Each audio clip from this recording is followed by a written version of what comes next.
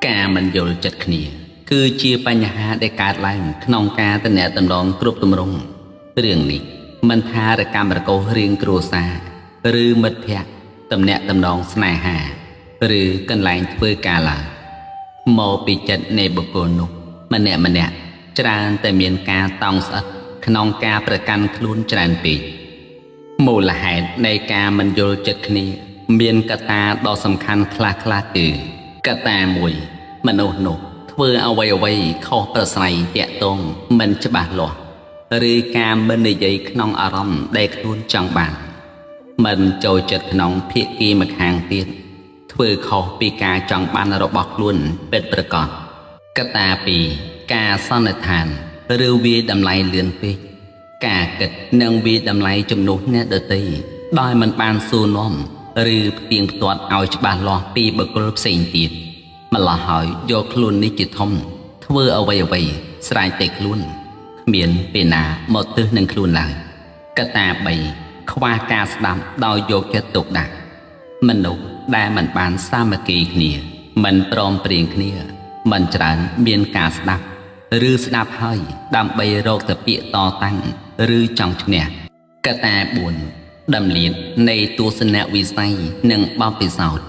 មនុស្ស ម្នាក់ មាន ការ អប់រំ និង ការ អភិវឌ្ឍ ព្រម ទាំង បទពិសោធន៍ ក្នុង ជីវិត ខុសៗ គ្នា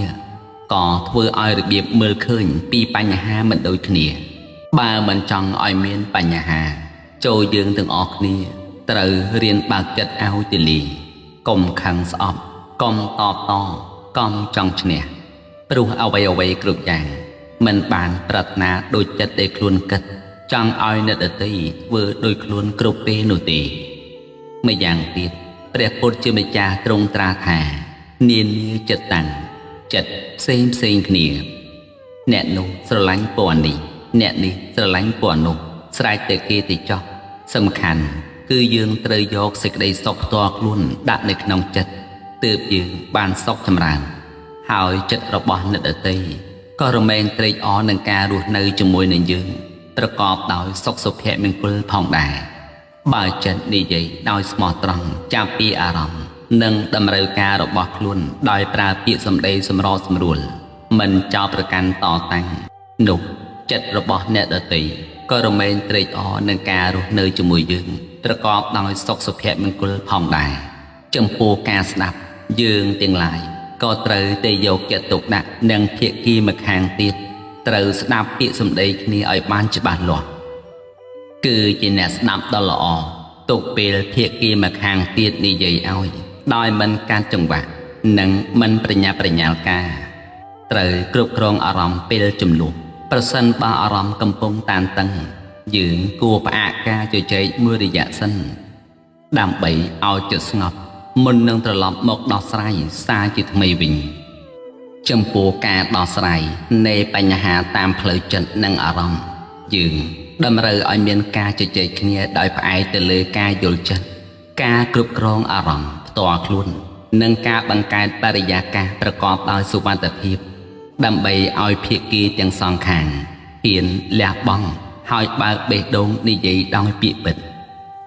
យើង ត្រូវ បង្កើត ក្នុង សុវត្ថិភាព ផ្លូវ ចិត្ត ឲ្យ បាន ល្អ បង្ហាញ ភាព ទន់ភ្លន់ និង បើក បេះដូង ធ្វើ ចិត្ត ឲ្យ ទូលាយ ដោយ មិន ប្រញាប់ ប្រញាល់ ឬ សាក់ ស្ទើរ វាយ តម្លៃ ដោយ បុគ្គល នោះ អញ្ចេះ បុគ្គល នោះ អញ្ចោះ ការ ពិត បុរាណ លោក ពោល ថា មើល អាចារ្យ ចាំ ញាក់ ចិញ្ចើម យើង មិន អាច ដាក់ កំហុស ទៅ លើ បុគ្គល ណា ម្នាក់ ថា បុគ្គល នេះ ត្រូវ ឬ ខុស ទេ តែ សំខាន់ យើង ត្រូវ ពិនិត្យ មើល ក្នុង ការ សង្កេត នៃ ឥរិយាបថ របស់ បុគ្គល នោះ តើ បុគ្គល នោះ ជា មនុស្ស ប្រភេទ ណា មនុស្ស ដែល ល្អ គឺជា មនុស្ស ដែល មាន ចិត្ត គំនិត ចាស់ ទុំ មើល មក អ្នក ដទៃ គឺ មិន មែន ផ្អែក ទៅ លើ កាត់ សេចក្តី ឬ ការ ប្រៀបធៀប នោះ ទេ ប៉ុន្តែ វា ជា ផ្នែក នៃ ការ យល់ ចិត្ត និង ការ ផ្ដល់ តម្លៃ នៃ ការ សាង ថាមពល នៃ វិជ្ជមាន មើល ពី ក្តី មេត្តា មនុស្ស ល្អ តែង មាន អធ្យាស្រ័យ គេ មិន ផ្ដោត ទៅ លើ កំហុស ខុសឆ្គង ឬ ចំណុច ខ្វះខាត របស់ អ្នក ដទៃ ឡើយ ប៉ុន្តែ គេ ព្យាយាម យល់ ពី ហេតុផល និង ភាព លំបាក របស់ បុគ្គល ដទៃ នោះ ហើយដែលជួបប្រទះនៅក្នុងរឿងមិនល្អមនុស្សល្អតែងផ្ដល់តម្លៃនិងគោរពស្មើគ្នាគ្រប់ឋានៈមិនថាអ្នកមានឬអ្នកក្រដើរខុសគ្នាយ៉ាងណាក៏ដោយមនុស្សល្អតែងមើលឃើញតម្លៃនៃភាពជាមនុស្សនិងផ្ដល់គោរពដោយភាពស្មោះត្រង់ដូចគ្នាមនុស្សល្អមើលឃើញចំណុចល្អចេះជួយលើកទឹកចិត្តគេតែងសម្លឹងមើលឃើញអំពីសក្តានុពលឬគុណសម្បត្តិអ្នកដែលរស់នៅជុំវិញខ្លួនពិសេសគឺខ្លួនឯងត្រូវជួយរំលែកចំណុចទាំងនោះដើម្បីឲ្យអ្នកដទៃមានកម្លាំងចិត្តនិងការរីកចម្រើនតែម្ដងមនុស្សដែលល្អគឺជាមនុស្សបង្កើតនូវភាពស្មោះត្រង់និងគ្មានបំណងអាក្រក់ដោយក្រសែភ្នែកមើលអ្នកដទៃថាអាក្រក់នោះទេមនុស្សដែលល្អតែងមានចិត្តស្រឡាញ់រាប់អានប្រកបដោយមេត្តាប្រាថ្នានិងជួយយកអាសាអ្នកដទៃជួបតែសេចក្តីសុខនិងសេចក្តីចម្រើនមនុស្សល្អ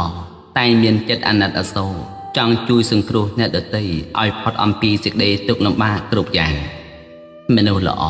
គឺជាមនុស្សប្រកបដោយចិត្តរីករាយអបអរសាទរពេលឃើញអ្នកដទៃបានធ្វើល្អឬជោគជ័យដោយគ្មានចិត្តច្រណែនឈ្នានីសឡើយ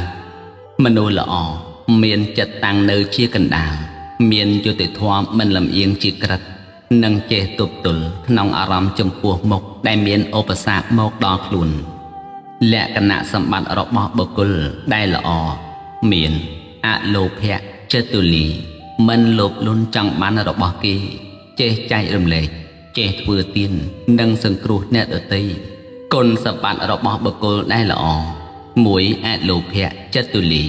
មិនលោភលន់ចង់បានរបស់គេចេះចែករំលែកទាននិងស្កប់ស្កល់នៅអ្វីដែលខ្លួនមាន2អតោសៈចិត្តអត់ធ្មត់ពោលគឺខន្តីមនុស្សដែលល្អមិនងាយនឹងខឹងក្រោធឬគ្មានគំនុំចងអាឃាតហើយចេះឲ្យអភ័យទោសចំពោះអ្នកដទៃដែលមានកំហុសមកលើខ្លួនមនុស្សដែលល្អតែងរមែងមានសេចក្តីខ្មាស់បាបនិងខ្លាចបាបជានិច្ចខ្មាស់អៀនចំពោះការគិតឬការធ្វើអាក្រក់ចំពោះអ្នកដទៃភ័យខ្លាចផលនៃអំពើបាបមនុស្សដែលល្អតែងរមែងមានកតញ្ញូតាធម៌គឺជាអ្នកចងចាំដឹងគុណចំពោះអ្នកដទៃដែលមានឧបការៈគុណលើខ្លួនគឺទៅរកឱកាសនៃការតបស្នងសងមកវិញជានិច្ច